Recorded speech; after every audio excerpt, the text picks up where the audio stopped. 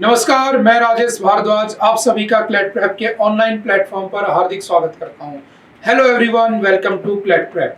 आज है 24 of the अक्टूबर 2024 और जैसा कि आपको पता है कि हम डेली न्यूज एनालिसिस करते हैं। The Hindu, Indian express, times of India, जितने भी न्यूज हमारे न्यूज पेपर्स आते हैं हमारे पास, उनके अंदर जितने भी न्यूज आर्टिकल्स होते हैं जो हमारे एग्जाम के पॉइंट ऑफ व्यू से इंपॉर्टेंट होते हैं, हम उन सभी का फैक्चुअल और डिटेल्ड एनालिसिस करते हैं।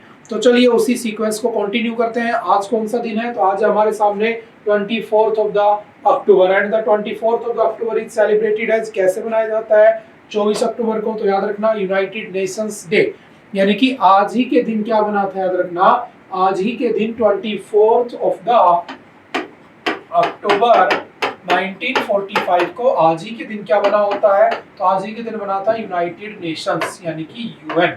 और आपको पता है कि जो यूनाइटेड नेशन है, यूएन है, उस यूनाइटेड नेशन में, उस यूएन में आज के दिन अगर पूछा जाए कितने मेंबर्स हैं, तो टोटल मेंबर्स कितने, याद रखना 193 प्लस 2। और 2 इसमें क्या है? ऑब्जर्वर है। एक है आपका वेटिकन सिटी और दूसरा आपका कौन सा है? पैलेस्टाइन, जिसके अंदर क्या चल रहा है? पूरा इजराइल हमास वाला मैटर चल रहा है। ठीक है, तो ये शायद मैं पहले भी समझा चुका हूँ, बस इतना याद रखना। 24 ऑफ अक्टूबर को क्या बना होता है? आपका यूनाइटेड नेशंस बना होता है। और यूएन की फॉर्मेशन क्यों हुई थी?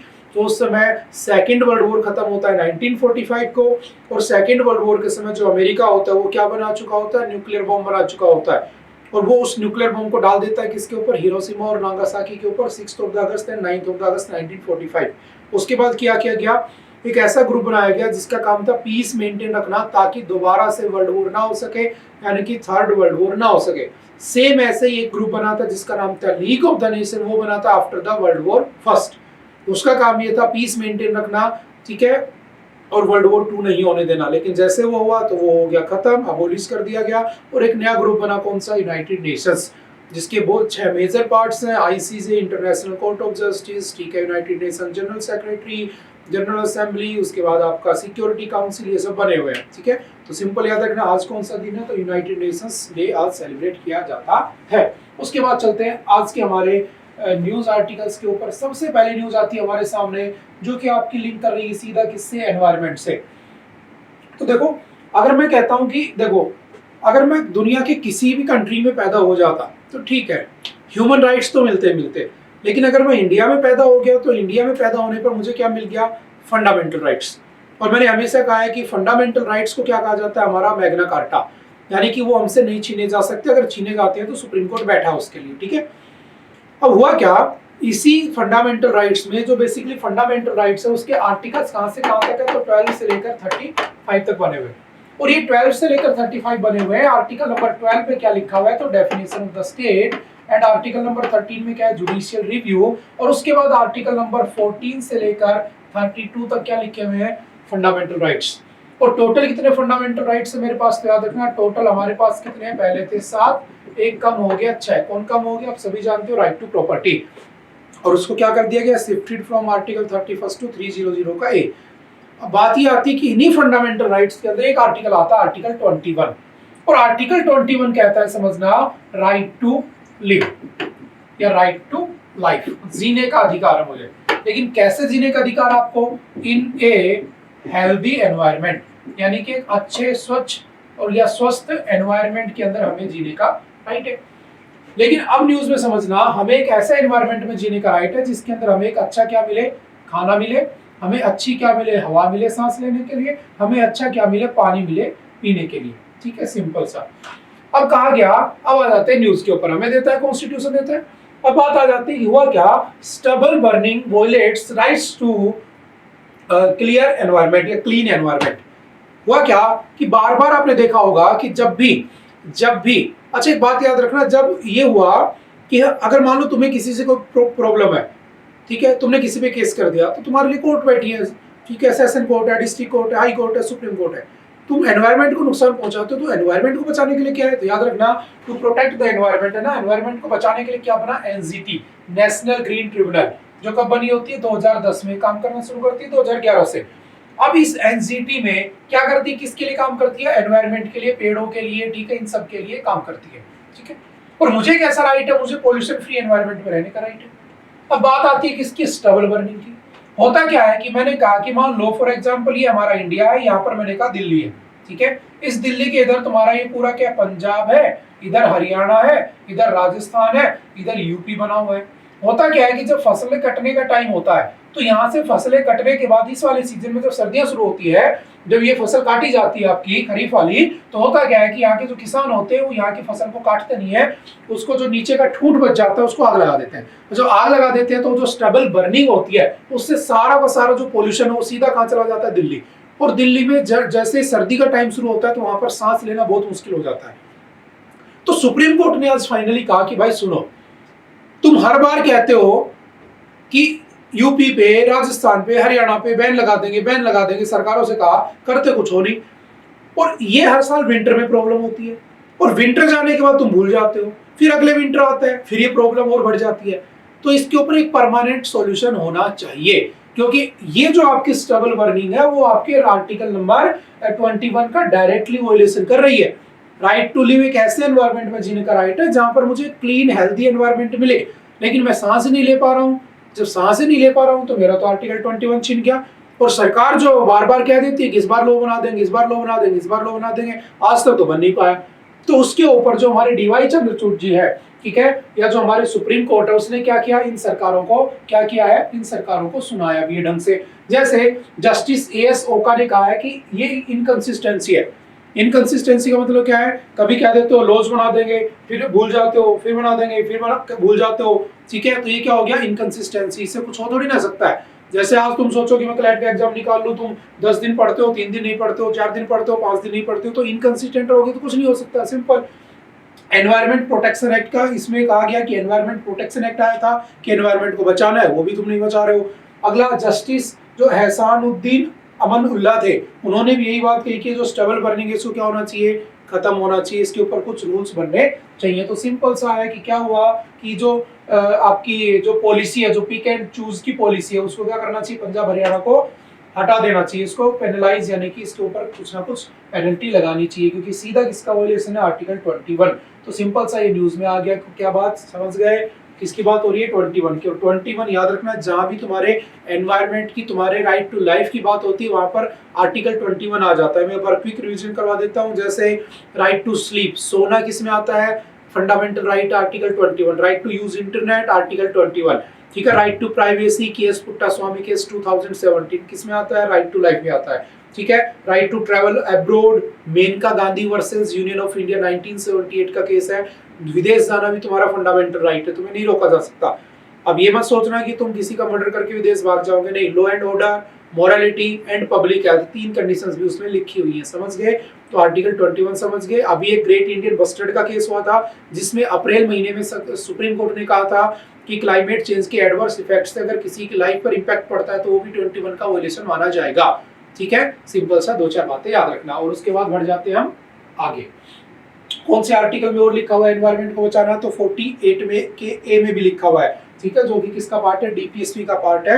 एनवायरमेंट को प्रोटेक्ट करने की जिम्मेदारी किसकी है, स्टेट की है, ठीक है। देखो, states can regulate industrial alcohol, supreme court ने कहा, अभी एक बेंच बैठी 9 जजेस की, एक कॉन्स्टिट्यूशन बेंच ऑफ 9 जजेस in an 8:1 majority judgment upheld the state legislature's right to regulate industrial alcohol. The majority opinion authored by the Chief Justice D.Y. Chandrachud held that the phrase intoxicating liquor in entry 8 of the state list in the 7th schedule of the constitution, समझना हुआ क्या, 9 जजों की bench बैठी, उनमें से 8:1 में judgement आया और कहा गया उसमें कि जो अल्कोहल है, देखो आपका जो डीपीएसपी है ना, directive principle of the state policy, इसमें जो आर्टिकल्स लिखे हैं आर्टिकल नंबर 36 से 51, इसमें इसका मतलब ये है कि स्टेट जब भी कोई पॉलिसी बनाएगा तो इन प्रिंसिपल्स को ध्यान में रखेगा, directive principle of the state policy. लेकिन रखे ना रखे ये बात जरूरी नहीं है, क्योंकि आर्टिकल 37 कहता है these are not forcible, forcible नहीं है। अब इसी का एक आर्टिकल आता है आर्टिकल 47, ये कहता है state will make provisions to ban the products that are injurious to health, उन प्रोडक्ट्स को बैन करेगा जो क्या है, इंजूरियस टू हेल्थ है, हमारी सेहत के लिए नुकसानदायक है। जैसे फॉर एग्जांपल मैंने कह दिया अल्कोहल, अल्कोहल क्या है, तुम्हारी सेहत के लिए नुकसानदायक है, ठीक है। आपको ये मत कमेंट करना कि सर लिमिट में लो तो अच्छा रहता है, वो बुरी तो मतलब बुरी है, ठीक है, जहर का क्या थोड़ा क्या ज्यादा। अब मैंने कहा अल्कोहल, अल्कोहल किस में बैन है? तो फॉर एग्जांपल आपके गुजरात में बैन है और आपके बिहार में बैन है। और गुजरात और बिहार की सरकार को लग रहा था दारू बुरी चीज है तो बैन कर दी, बाकियों को नहीं लगता तो नहीं की। राजस्थान को नहीं लगता तो सुबह 10 बजे से लेकर रात 8 बजे तक ठेके खुले रहते हैं। हमारे हरियाणा को बिल्कुल नहीं लगता तो 24/7 ठेके खुले रहते हैं। बात समझ में आ रही है? तो ये स्टेट की मर्जी पर डिपेंड करता है। अब कहा गया state can regulate industrial alcohol. State जो है वो जो इंडस्ट्रियल अल्कोहल है जो उसमें दूसरे प्रोडक्ट्स में यूज की जाती है, जैसे कि आपके एयर फ्रेशनर हो गया या कोई आपके जो भी मतलब कि इंडस्ट्री में जहां भी प्रोडक्ट बनाए जाते हैं जिसमें अल्कोहल का यूज होता है उसमें वो उसको रेगुलेट कर सकते हैं कितना डालना है कितना नहीं डालना है। ये सारी पावर किसको दे दी गई? स्टेट को। पहले किसके पास थी? सेंटर के पास। बस इतना सा हुआ है समझना। हमारे पास एक शेड्यूल बना हुआ है जो है शेड्यूल नंबर 7। शेड्यूल नंबर 7 में बेसिकली सब्जेक्ट्स लिखे हुए हैं और सब्जेक्ट्स का मतलब क्या है यहाँ पर कि कुछ ऐसे सब्जेक्ट है जिनको कहा गया यूनियन लिस्ट, है ना, समझना पूरा यूनियन लिस्ट। एक को कहा गया स्टेट लिस्ट, ठीक है, और एक इनके बीच वाले को क्या कहा गया? Concurrent list. क्या कहा गया? Concurrent list. वो सब्जेक्ट जो सेंटर के पास होते हैं, जैसे कि डिफेंस। अब डिफेंस में राजस्थान के सीएम थोड़ी ना कह सकते हैं कि राजस्थान बॉर्डर पर बीएसएफ उठाकर आसाम राइफल को बैठा दो, नहीं, क्योंकि ये सेंटर का काम है। तो it is a subject of defence, is a subject of centre. तो यूनियन लिस्ट का सब्जेक्ट है। स्टेट लिस्ट का सब्जेक्ट होता है जिसमें स्टेट गवर्नमेंट ही उसमें रेगुलेट कर सकती है। जैसे आपका फॉर एग्जांपल स्टेट के अंदर पुलिस आ गया, ठीक है, ये सब। अगर मैं बात करता हूँ फॉरेस्ट, जंगल, तो जंगल तो सभी के हैं, फॉरेस्ट तो सभी के हैं, तो कॉन्करेंट लिस्ट में। एजुकेशन कॉन्करेंट लिस्ट में, ठीक है। तो ये सारी किस में आ गई? हेल्थ कॉन्करेंट लिस्ट में। तो ये उसमें आते हैं, तो जिसमें दोनों रेगुलेट कर सकती हैं।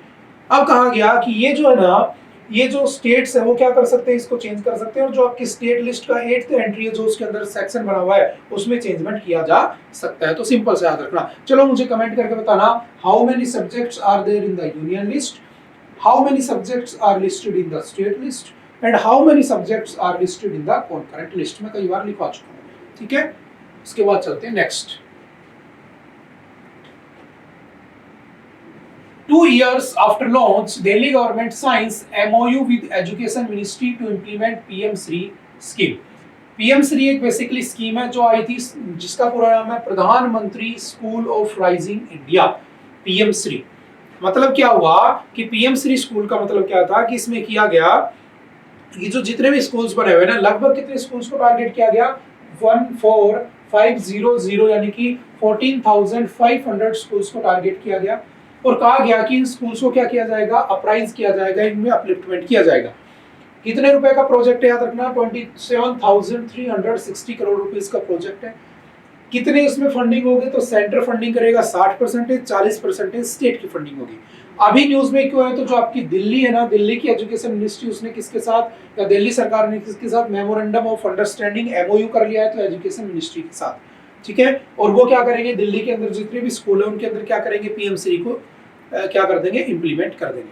आपने देखा होगा जितनी भी नवोदय विद्यालय होती है ना या केंद्रीय विद्यालय होती है, जैसे यहाँ पर बनी हुई है केंद्रीय विद्यालय, तो जब आप उसमें देखोगे तो पहले उसमें केंद्रीय विद्यालय लिखा रहता था, अब उसमें PM श्री केंद्रीय विद्यालय हो गया है। समझ गए? तो सिंपल ऐसे याद कर सकते हो, ठीक है। क्या इंप्लीमेंट किया जाएगा उसमें? न्यू एजुकेशन पॉलिसी जो आई थी 2020 में, उसको इंप्लीमेंट किया जाएगा, ठीक है। और उसके साथ साथ जो समग्र शिक्षा स्कीम थी उसको भी इसमें इंप्लीमेंट उसके साथ साथ इसको इंप्लीमेंट किया जाएगा। समग्र शिक्षा स्कीम जो है ये मुझे कमेंट करके बताना कौन से ईयर में आई थी, है ना। ये दिल्ली सरकार जो है इसके अंदर फंडिंग की कमी चल रही है उसके पास, तो उसको अच्छे से चला नहीं पा रही है, ठीक है। तो उसने और फंडिंग की डिमांड भी की है, तो ये न्यूज में आ गया। समझ गए? तो सिंपल सा याद रखना क्या है? PM Shri school of rising India कौन सी मिनिस्ट्री है? तो मिनिस्ट्री ऑफ एजुकेशन। किसके साथ? दिल्ली के साथ MOU किया। क्या स्कीम है, क्या मैटर है, क्यों न्यूज में आई थिंक आप समझ चुके होंगे, ठीक है। उसके बाद चलते हैं नेक्स्ट। जैसे कुछ और स्कीम्स जो बच्चों के लिए है, जैसे कि इसकी बात कर रहे थे, प्रधानमंत्री school for rising PM Shri, implementing the vision of new education policy 2022, making India a vibrant knowledge society, upgradation and qualitative strengthening 14,500 school across, ठीक है। वही सब बातें लिखी है जो हमने अभी लिखा और इनको तुम जानते हो मोदी जी को, ठीक है। अब अल्टीमेटली क्या हुआ? एक और स्कीम है याद रखना, national programme for education of girls at elementary level, NPEGEL। तो आपसे पूछे कुछ और एक्स्ट्रा स्कीम्स कौन सी जो उससे जुड़ी है, तो याद रखना national programme for education of girls at elementary level, ठीक है। इसका टारगेट क्या था, तो हार्डेस्ट टू रीच, जो गर्ल्स जो बेसिकली अर्बन या रूरल इलाकों में रहती थी उनके लिए एजुकेशन को पहुंचाया गया, ठीक है, कास्ट, शेड्यूल कास्ट, इन सबके बच्चियों के लिए। बेटी बचाओ बेटी पढ़ाओ, ये आप जानते हो 2015 में आई थी। मैं उस बेटी बचाओ उस बेटी पढ़ाओ की बात नहीं कर रहा जो मोदी जी बताए थे, ठीक है। तो बेटी बचाओ बेटी पढ़ाओ कब आई थी, 2015, कहां से, हरियाणा से, ठीक है, सिंपल याद रखना। राष्ट्रीय माध्यमिक शिक्षा अभियान, ठीक है, राष्ट्रीय माध्यमिक शिक्षा अभियान कब आया था, तो 2009 में आया था। The programme seeks to universalize secondary education by providing a secondary school within a reasonable distance of every habitation and improving school of infrastructure, ठीक है। 0 से 5 तक अगर स्कूल है तो 5 से 8 तक भी होना चाहिए मीडियम साइज का स्कूल, और कुछ नहीं है, ठीक है। तो सिंपल सा 2-4 स्कीम्स याद रखना, ठीक है। चलो मुझे बताओ राइट टू एजुकेशन कौन से उसमें आता है, याद रखना। राइट टू एजुकेशन जो है ना, पहले किसमें लिखा था, पहले ये लिखा था आर्टिकल 45 में 0 to 14 ईयर के बच्चे का, और ये डीपीएसपी का पार्ट था, और डीपीएसपी आर नॉट एनफोर्सेबल मैंने बताया था। तो अगर कोई स्टेट पढ़ाए ना बच्चों को तो बहुत दिक्कत हो जाएगी, देश बर्बाद हो जाएगा। तो हमने क्या किया, इस राइट टू एजुकेशन को 2 जगह तोड़ दिया। हमने 0 to 6 ईयर के बच्चे को अलग जगह कर दिया, और हमने 6 to 14 ईयर तक के बच्चे को अलग जगह कर दिया, ठीक है। अब क्या हुआ, 0 से 6 साल तक के बच्चे की एजुकेशन कहां पर बनी हुई है, तो इसकी बच्चे की एजुकेशन बनी हुई है आपकी आर्टिकल नंबर 45 में ही हमने इसको रखा, ठीक है, कि आर्टिकल 45 में ये रहेगा। और 6 to 14 ईयर के बच्चे की एजुकेशन को हमने किसमें रखा, तो इसको हमने रखा आर्टिकल 21 का ए, ये हमने उसका फंडामेंटल राइट बना दिया, और ये हमने डीपीएसपी में रखा उस पार्ट को, समझ गए। तो सिंपल सा याद रखना, ठीक है। तो ये किसमें चला गया, आर्टिकल 21 का ए, 21 मत कर देना, 21 का ए है, ठीक है। उसके बाद चलते नेक्स्ट, और ये कब हुआ था, तो बाय कौन से अमेंडमेंट से, 86th कॉन्स्टिट्यूशनल अमेंडमेंट 2002 से ऐसा हुआ होता है, ठीक है। उसके बाद चलते next, Egypt has been declared malaria free after the by the world health organization. जो हमारा WHO है, आप जानते हो WHO कब बना होता है, तो ये बना था 7 अप्रैल 1948, और 7 अप्रैल को क्या बनाया जाता है, वर्ल्ड हेल्थ डे बनाया जाता है, ठीक है। इसका हेडक्वार्टर कहाँ है, तो सिंपल याद रखना, जिनेवा स्विट्जरलैंड में इसका हेडक्वार्टर बना हुआ है, ठीक है। अब हुआ क्या, इजिप्ट को इसने मलेरिया फ्री डिक्लेयर कर दिया। अब मलेरिया क्या होता है समझना, मलेरिया एक मॉस्किटो बॉर्न डिजीज होती है, जो कि होती है किससे, प्लाज्मोडियम प्रोटोजोआ से, ठीक है। होती किससे, प्लाज्मोडियम प्रोटोजोआ। रिस्पांसिबल कौन होता है, लैंग्वेज समझ लेना, एग्जाम में लैंग्वेज का गेम होता है पूरा।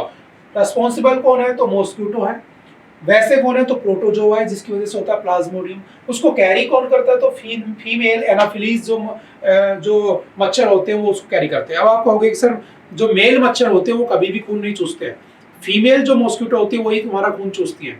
तो बेसिकली ऐसा क्यों है, ऐसा इसलिए है कि जो फीमेल होती है, फीमेल मॉस्किटो होती है, उसको कह सकता हूँ कि बच्चे के लिए क्या चाहिए होता है, खाना पीना चाहिए होता है। तो उसको ज्यादा किसकी न्यूट्रिशंस की जरूरत होती है, तो वो क्या करती है, बेसिकली काटती है, खून चूसती है। अदरवाइज ऐसा कोई भी रीजन नहीं है, ठीक है, सिंपल याद रखना।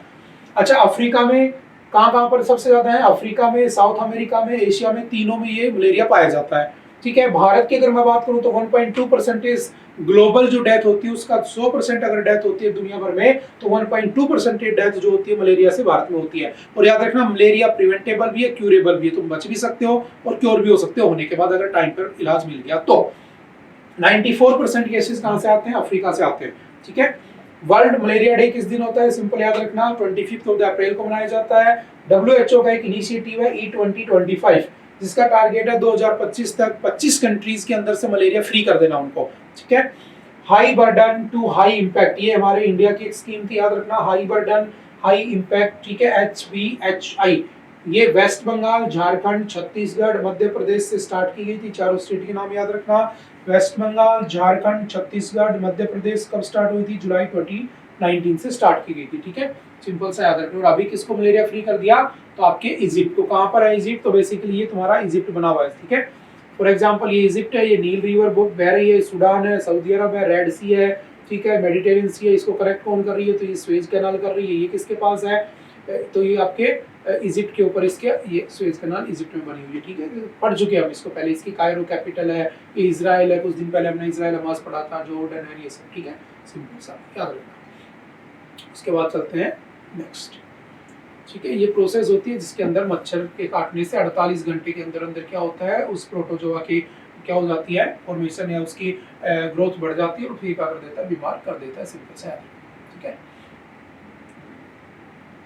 A million people to be moved out of दाना's path in the Orissa. Orissa में दाना आ रहा है, तो दाना के रास्ते में जो आएगा दाना उसको उड़ा देगा, तो दाना उसको उड़ा दे उससे पहले दाना के पाथ को खाली कर दिया जाए। जैसे पहले होता था ना कि रावण आ रहा है तो सब हट जाते थे ना कि रावण सबको उड़ा देगा। सिंपल, दाना एक क्या है, राक्षस नहीं है। दाना एक देखा जाए तो राक्षस ही नुकसान कर सकता है ना। दाना एक क्या, साइक्लोन है।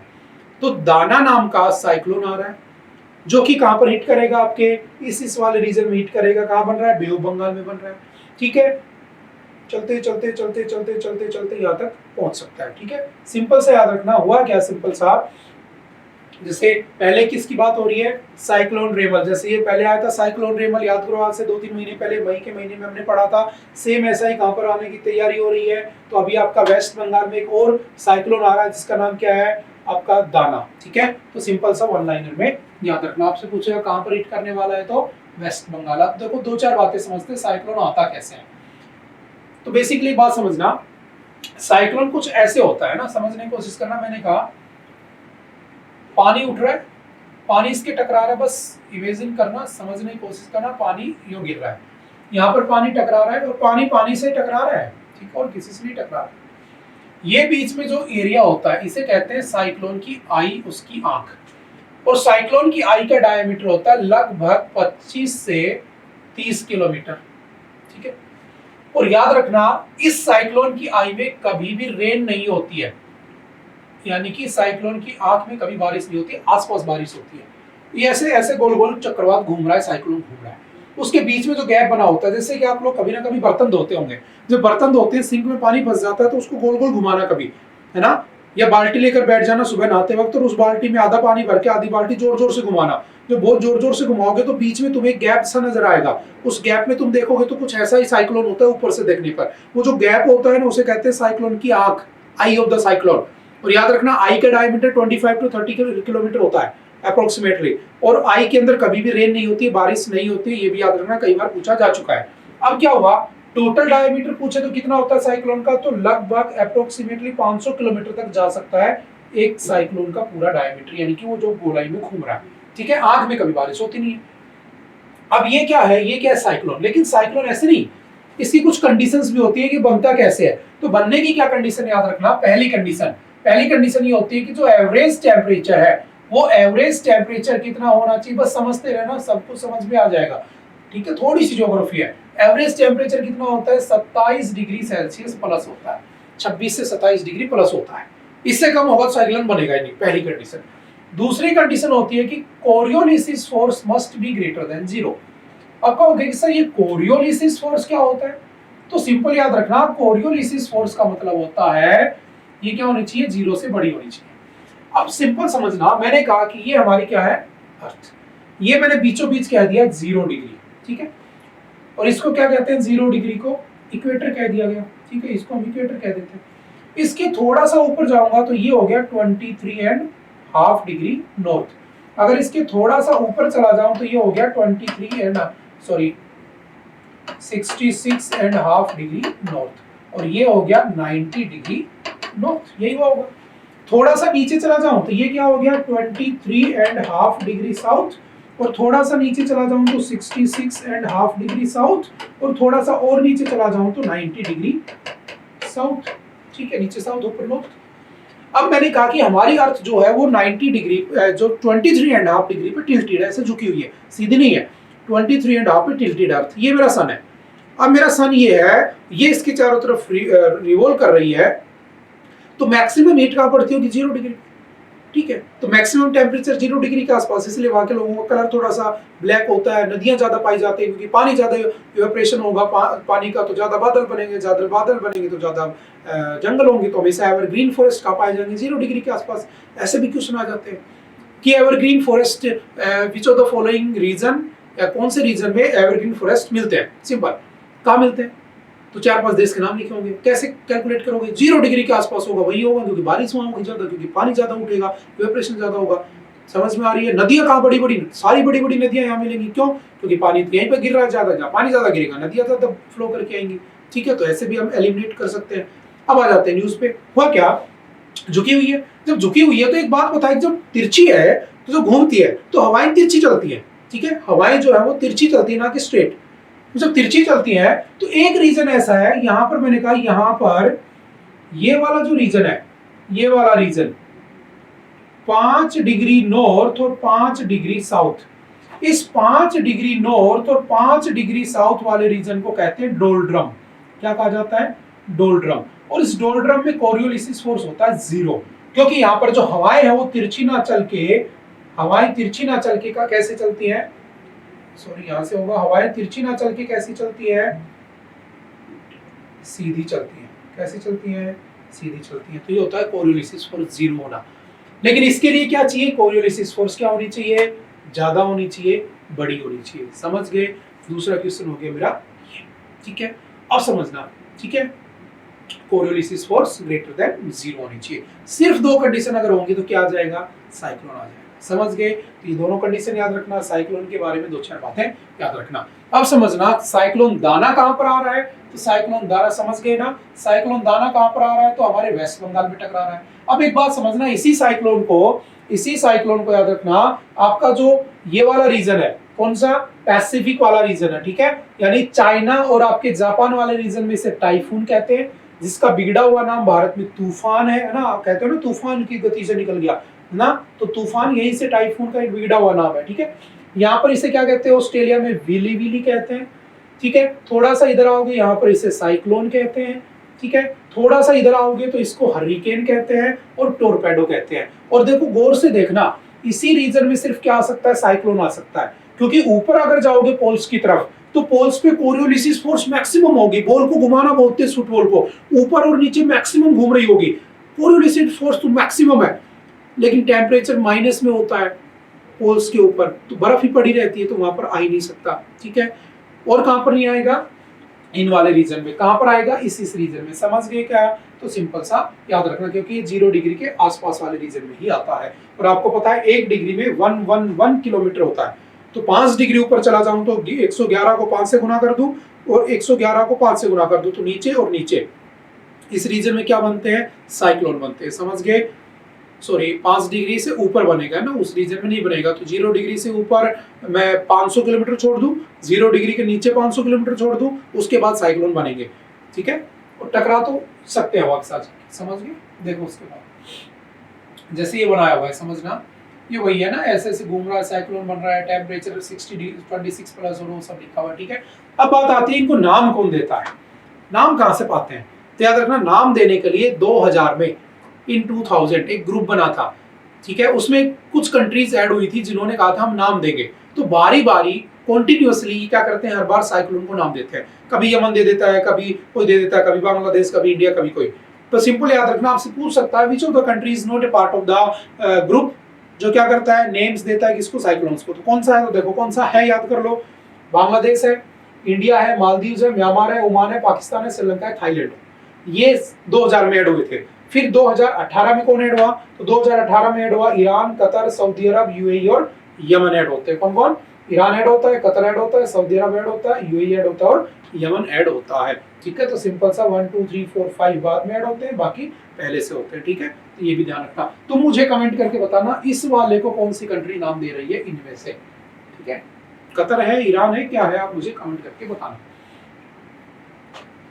सेंटर आइज प्रीज्यूम कॉन्सेंट, देखो होता क्या है, होता क्या है, आपने कई बार सुना होगा कि जब किसी की डेथ हो जाती है तो उससे उसके बॉडी के ऑर्गन्स को डोनेट करने के लिए फैमिली का कंसेंट लेना बहुत जरूरी है, परमिशन लेनी बहुत जरूरी है। अभी आपने देखा कि हमारे यहाँ पर एक बहुत बड़ी प्रॉब्लम चल रही है, लोगों की आंखों के अंदर एक कॉर्निया होता है, ठीक है। ये जो ऊपर की सबसे ऊपर की लेयर बनी हुई इसे हम क्या कहते हैं, कॉर्निया कहते हैं, जो बिल्कुल आंख के ऊपर पानी वाली लेयर बनी हुई है। और कई बार लोगों को क्या होता है, इस कॉर्निया के अंदर क्या हो जाती है, प्रॉब्लम हो जाती है। जैसे इसको आईलिड कहते हैं, प्यूपिल कहते हैं, ठीक है, आइरिस कहते हैं, ये सब बना हुआ है, ठीक है। अब क्या हुआ, कई बार लोगों को क्या होता है कि बहुत सारे लोगों के साथ ये प्रॉब्लम होती है कि उनको दिखाई नहीं देता और उनकी आंख जो होती है ना, ये वाली जो लेयर है वो हट चुकी होती है। लेकिन हॉस्पिटल में बहुत सारे लोग मर जाते हैं तो उनकी कोई मतलब नहीं है, आंख डोनेट करनी है तो आपको परमिशन लेनी पड़ेगी घर वालों से। आपने देखा होगा नेत्रदान महादान, है ना, ऐसा हर हॉस्पिटल में लिखा रहता है और हिंदी में लिखा रहता है क्योंकि हिंदी बोलने वाले समझने वाले ज्यादा हैं। तो नेत्रदान महादान देखा होगा। तो कहा गया कि नेत्रदान मत करो, उसके ऊपर का जो कॉर्निया है ना वो निकाल दो बिना बताए घर वालों को, और वो किसी मरीज को लगा दो। क्योंकि टाइम के साथ साथ क्या होता है, कॉर्निया क्या होने लगता है धीरे धीरे, उसको कह सकता हूँ कि ऐसा हो जाता है कि हमें जो दिखने वाली चीजें होती है ना वो कुछ ऐसी दिखती है जैसे इससे हमें इलॉन्गेटेड या डिस्टोर्टेड इमेजेस नजर आती है, उसमें थोड़ा सा डिस्ट्रप्शन हो जाता है। तो उसको हटा के किसी बीमार आदमी को लगा दो, सिंपल सा। तो हमारी जो सरकार है वो क्या कर रही है, सेंटर ने इसके लिए क्या कहा है, एक बिल पास लेकर आई है जिसमें कहा गया है कि हम बिना उसको पूछे क्या कर देंगे, फैमिली कंसेंट के लगा देंगे। तो सिंपल सा न्यूज में बस एक एक्ट यहाँ पे आता है जो हमें पढ़ना है, थोटा एक्ट। ठीक है, होता क्या है, जो आपका कह सकता हूँ कि जो transplantation of human organs act जो है 1994 में आया था, transplantation of human organs act, इसके अंडर कहा गया कि इसमें चेंजमेंट करके फैमिली कंसेंट को हटा दिया जाए। बस इतनी सी न्यूज है, समझ गए, सिंपल सा एक बार में पढ़ लेना। और किस में आता है, ह्यूमन किसी के जो बॉडी पार्ट्स हैं उनको निकालना, तो ये इसको हम कहते हैं ह्यूमन ट्रैफिकिंग। और कौन से आर्टिकल में ये बैन है, 23 हमारे कॉन्स्टिट्यूशन का फंडामेंटल राइट का आर्टिकल 23 किसको बैन करता है, ह्यूमन ट्रैफिकिंग को बैन करता है, जिसको हिंदी में हम कबूतरबाजी कहते हैं। ठीक है, जो ह्यूमन ट्रैफिकिंग का काम करते हैं। ठीक है, सिंपल सा याद रखना। Next, centre defers nod to four lane project passing via Uttarakhand tiger reserve. मैंने कहा था टाइगर रिजर्व बहुत सारे बने हुए हैं। प्रोजेक्ट टाइगर कब आया था, सिंपल याद रखना। तो आपका प्रोजेक्ट टाइगर कब आया था, तो 1973, लास्ट ईयर उसको 50 साल पूरे हो गए थे। ठीक है, प्रोजेक्ट टाइगर में बहुत सारे प्रोजेक्ट टाइगर बने हुए हैं, टाइगर रिजर्व बने हुए हैं, किसको प्रोटेक्ट करने के लिए, टाइगर को प्रोटेक्ट करने के लिए। ठीक है, 29 जुलाई को क्या बनाते हो, इंटरनेशनल टाइगर डे बनाते हो। ठीक है, अब तक तो ये चीजें याद हो जानी चाहिए थी आप लोगों को। ठीक है, हमने इंटरनेशनल बिग कैट अलायंस भी बनाया। कल जो हमारी मीटिंग हुई है ब्रिक्स में, उसमें भी हमने इंटरनेशनल बिग कैट अलायंस को इनिशिएटिव दिया कि भाई हमें इसको बढ़ाना चाहिए सभी देशों को मिलकर, तो उसमें भी हमारा टाइगर बिग कैट में आता है। ठीक है, सिंपल सा याद रखना। अब हुआ क्या, इसमें टोटल कितने टाइगर रिजर्व मेरे पास, तो 55 टाइगर रिजर्व, 55, सब तो रटने नहीं है, जो न्यूज में आता पढ़ लेते हैं। तो एक है राजाजी टाइगर रिजर्व और राजाजी नेशनल पार्क भी है। तो राजाजी टाइगर रिजर्व जो है उसके अंदर क्या हुआ, सरकार ने क्या किया है, किसको 4 प्रोजेक्ट बनाने की कोशिश की गई है, एक रोड बनाने की बात की गई है, तो न्यूज में आ गया। तो पूछेगा recently Rajaji national park was seen in the news, तो कहां पर है, उत्तराखंड। और उत्तराखंड में जो राजाजी, इसका राजाजी नाम क्यों है, तो ये नाम पर किसके, सी राजगोपालाचारी, चक्रवर्ती राजगोपालाचारी, जो हमारे इंडिपेंडेंट इंडिया के फर्स्ट गवर्नर जनरल थे। और चक्रवर्ती राजगोपालाचारी को भारत का पहला 1954 में क्या मिला था, भारत रत्न मिला था, along with CV Raman and doctor Sarvepalli Radhakrishnan. ये 3 लोग थे, राजगोपालाचारी, सी राजगोपालाचारी, सीवी रमन और डॉक्टर सर्वपल्ली राधाकृष्णन। ठीक है, तो ये वही राजगोपालाचारी थे, उत्तराखंड से थे, तो इनके नाम पर इसका नाम राजाजी नेशनल पार्क रख दिया। समझ गए। टोटल नेशनल पार्क कितने, 106। पहला कौन सा बना था, जिम कॉर्बेट, जिसको हम रामगंगा कहते हैं, 1936 में उत्तराखंड में ही बना था।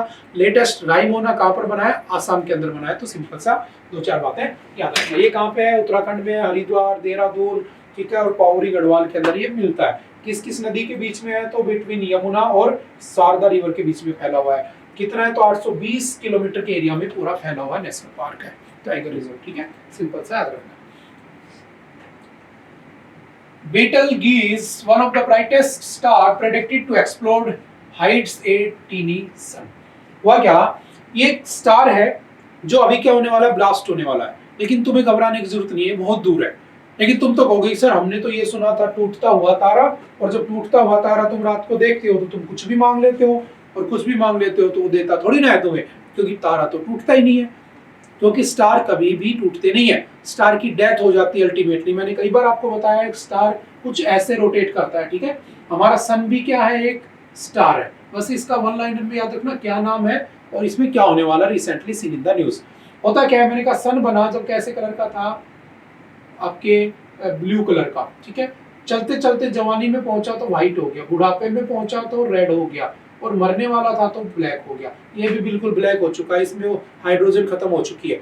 हमारे सन में भी 3 हाइड्रोजन मिलकर क्या बनाती हैं, एक हीलियम बनाती हैं। ठीक है, और अभी हमारे सन में हाइड्रोजन बची है लगभग 74%, हीलियम हो चुकी है लगभग 23%, बाकी आर्गन और ये सब है।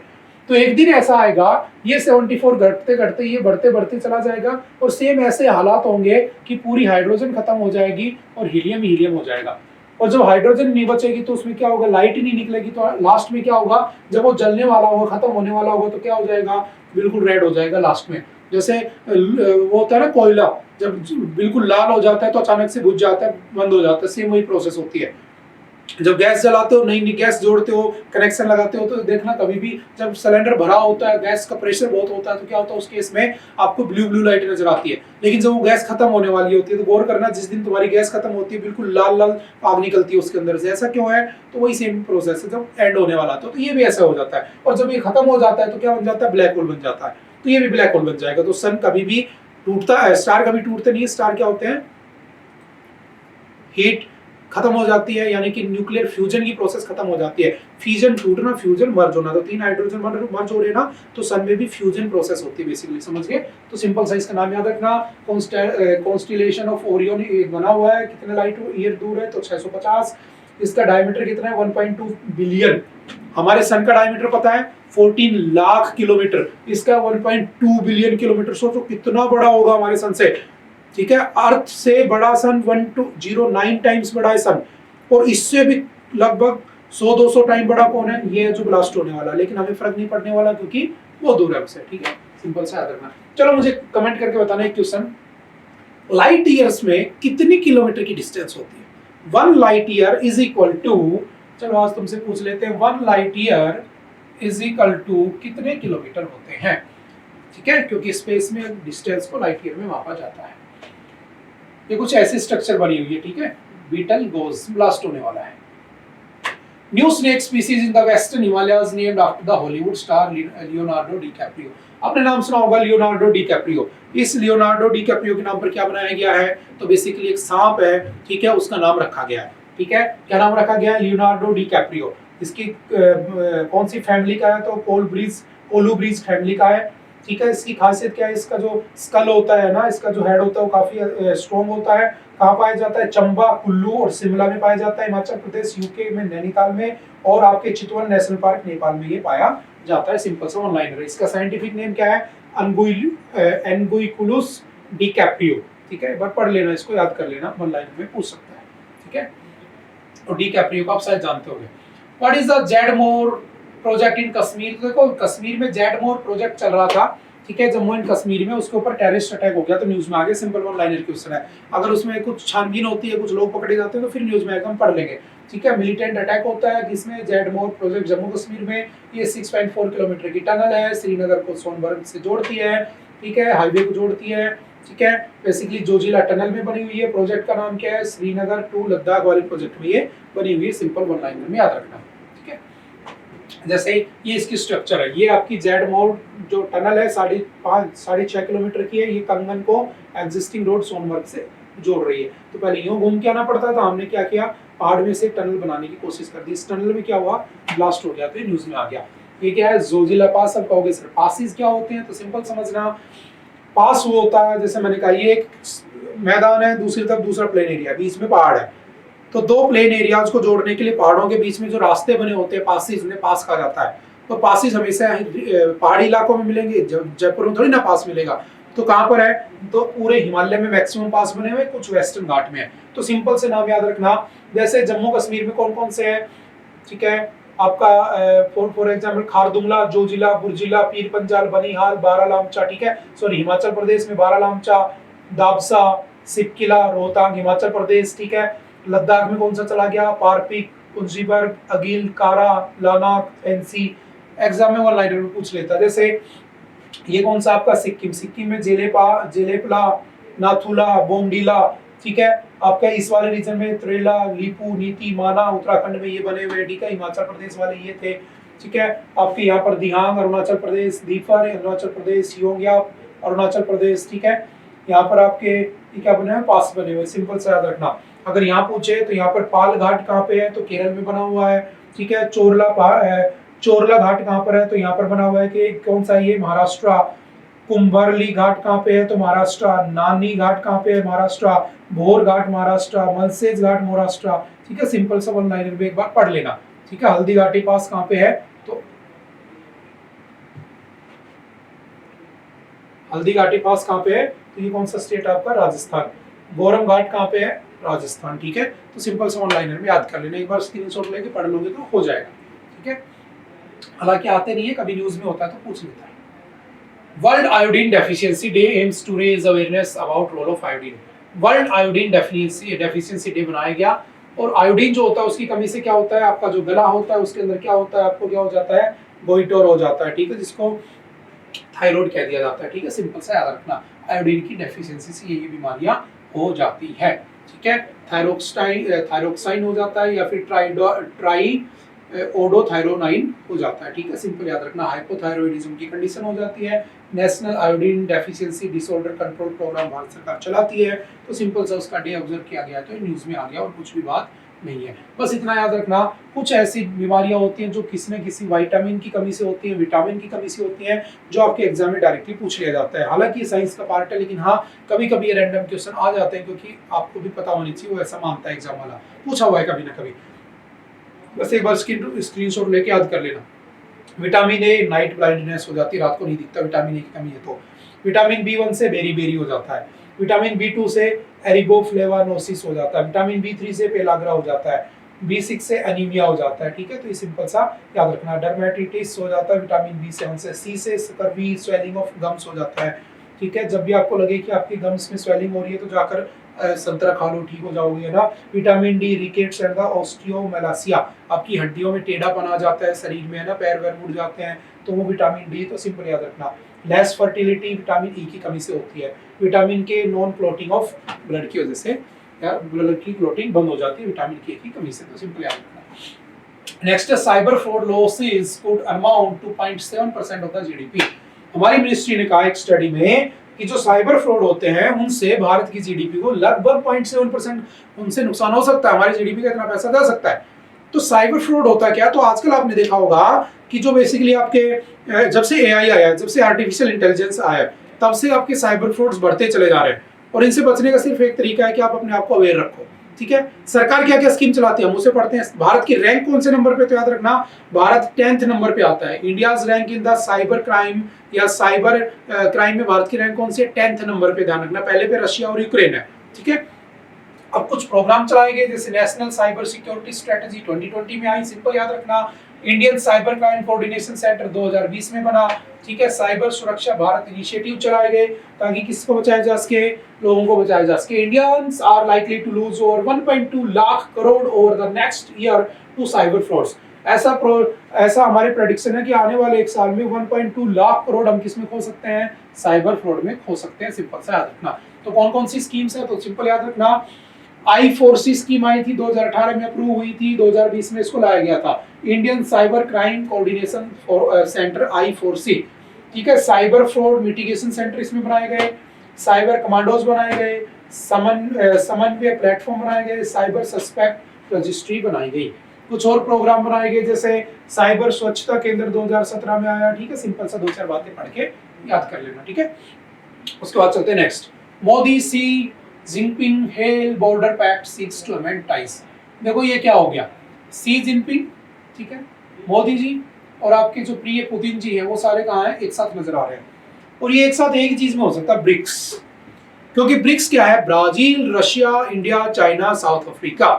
और ब्रिक्स किसको काउंटर करने के लिए बना है, तो ब्रिक्स बना है आपका सीधा अमेरिका को काउंटर करने के लिए। ये सारे के सारे दुश्मन किसी तीसरे दुश्मन के लिए बैठ सकते हैं, यही हो सकता है। समझ में आ रही है, दुश्मन का दुश्मन दोस्त होता है, सिंपल सा। तो इनका दुश्मन वो, उनका दुश्मन ये, इसका दुश्मन वो, उसका दुश्मन वो, तीनों भाई मिल गए, सिंपल। तो सिंपल से बात याद रखना। ब्रिक्स की मीटिंग कहां पर हुई है, तो ब्रिक्स की मीटिंग हुई है कजान सिटी, कहां पे है, आपके रशिया में। तो इस बार ब्रिक्स की 16th समिट कहां पर हुई, रशिया में। ठीक है, पहला क्वेश्चन। कौन कौन थे, सी जिनपिंग था, साउथ अफ्रीका के प्रेसिडेंट भी थे, साइरिल रामाफोसा भी थे वहां पे, और नरेंद्र मोदी जी भी साथ देखे गए। ठीक है, ये तो पुतिन जी तो उसको लीड कर ही रहे थे ना, वो होस्ट कर रहे हैं। याद रखना ब्रिक्स। ठीक है, ब्रिक्स बना कब था ब्रिक्स, तो बना था जब इसका नाम था brick. Brazil, Russia, India, China बना था 2009 में फॉर्मेशन होती है। साउथ अफ्रीका वाज एडेड या ज्वाइंड इन 2010। ठीक है, इस बार 2024 में, जनवरी 2024 में कितने मेंबर और आ गए, 5 न्यू मेंबर। तो 5 पहले से थे, 5 और जुड़ गए, कितने हो गए, 10 मेंबर। तो अगर पूछे how many total members are there in the आपके ब्रिक्स, तो कितने मेंबर हो चुके हैं? 10 हो चुके हैं। कौन कौन से 5 नए आए हैं? तो सिंपल सा याद रखना, बना कब था? 2009 में। ये उसके फाउंडर्स थे, ठीक है। पहले ब्रिक कहते थे, सिंपल वही बातें हैं। ऑफिशियल लैंग्वेज कौन सी? अरबिक, अमेरिकन, चाइनीज, रशियन और हिंदी। पहले कितने थे? Brazil, Russia, India, China, south Africa. अब कौन आ गई 1 जनवरी से? Saudi Arabia, Egypt, United Arab Emirates, UAE, Iran और इथियोपिया। तो 5 और जुड़ गए। कितने हो गए? 5 और 5 10 हो चुके हैं। सिंपल सा याद रखना। अर्जेंटीना और आने वाला था लेकिन वो नहीं आया, क्योंकि वो कहाँ चला गया? उसका जो प्रेसिडेंट था वो किसका फेवर करने वाला था? अमेरिका, और ये सारे अमेरिका के दुश्मन है, तो उसने उसको ऐड नहीं किया। सिंपल याद रखना, ठीक है। वहीं पर एक चीज है, BRICS nation should strengthen financial integration, CSPM. Modi ji ने कहा कि जो ब्रिक्स है उनको क्या करना चाहिए? अपनी फाइनेंशियल स्टेबिलिटी बना लेनी चाहिए। और फाइनेंशियल स्टेबिलिटी का मतलब है कि इन देशों को डॉलर को काउंटर करने के लिए, देखो दुनिया में सबसे पावरफुल कौन है? जिसकी करेंसी है, सबसे पावरफुल करेंसी क्या है? डॉलर। अब हम भी आपस में, इन्होंने कहा कि अगर हम भी आपस में डॉलर में ट्रेड करते रहेंगे तो पावरफुल तो डॉलर डॉलर हो रहा है ना। जैसे आपने एक चीज पढ़ी होगी, समझना, यूरोपियन यूनियन, है ना। यूरोपियन यूनियन 1993 में बना, ठीक है। यूरोपियन यूनियन में 27 देश है टोटल, ठीक है। पहले 28 देश हुआ करते थे, एक को भगा दिया इन्होंने, 27 हो गए। कौन भाग गया? ब्रिटेन, है ना, एग्जिट कर गया, तो ब्रिटेन, इसको ब्रेक्जिट भी कह देते, 2020 में छोड़ गया। अब 27 है। इन 27 देशों ने अपनी करेंसी बना रखी है यूरो, यूरो करेंसी बना रखी है, ताकि अपने क्या किया जा सके? अपने ग्रुप को मजबूत किया जा सके। तो इन्होंने भी कहा कि भाई अपन भी क्या करते हैं? फाइनेंशियल इंटीग्रेशन कर लेते हैं, कॉमन करेंसी बना लेते हैं, कि आपस में हम जब भी ट्रेड करेंगे उसी करेंसी में करेंगे, ताकि हम क्या हो सके? स्टेबल हो सके, स्ट्रॉन्ग हो सके। किसके अगेंस्ट? अमेरिका के अगेंस्ट। तो ये बात भी यहाँ पर की गई, समझ में आ रही है। बाकी ब्रिक्स के बारे में डिटेल्स आपको पता ही है। चलो मुझे कमेंट करके बताना अगली ब्रिक्स की मीटिंग कहाँ पर होगी 2025 की, ठीक है। वो आपका घर का क्वेश्चन होगा, ठीक है। उसके बाद चलते हैं नेक्स्ट। ये क्या पूरा आपका रशिया कहाँ पर? ये आपका कौन सा रीजन है? कजान रीजन है, जहाँ पर ये पूरा का पूरा हो रहा है। इस ब्रिक्स के अंदर 5 जब देश थे, तब की बात कह रहा हूँ, वर्ल्ड की 42% पॉपुलेशन उसमें आती थी, वर्ल्ड का 30% टेरिटरी उसमें आती थी, जीडीपी दुनिया की 23% जीडीपी ये 4-5 देश लेकर बैठे थे, वर्ल्ड का 18% ट्रेड ये 4-5 देश लेकर बैठे थे। इतना बड़ा स्ट्रॉन्ग ग्रुप था। अब तो 5 और जुड़ गए तो और स्ट्रॉन्ग हो गया। तो अल्टीमेटली कहीं ना कहीं किसको कमजोर किया जा रहा है? अमेरिका को, सिंपल याद रखना। और इन्होंने न्यू डेवलपमेंट बैंक बनाया था 2014 के अंदर, ठीक है, ताकि आपस में एक दूसरे की हेल्प कर सके, आपस में एक दूसरे को लोन वगैरह देकर क्या कर सके? पावरफुल बनाया जा सके, ठीक है। तो ये कब बना था? 2014, सिंपल सा याद रखना। आई थिंक आज के लिए इतना ही था। आई होप कि आप लोगों को चीजें समझ में आई होंगी, ठीक है। ओके, बाय बाय, मिलते दोबारा next time. Have a nice day, thank you.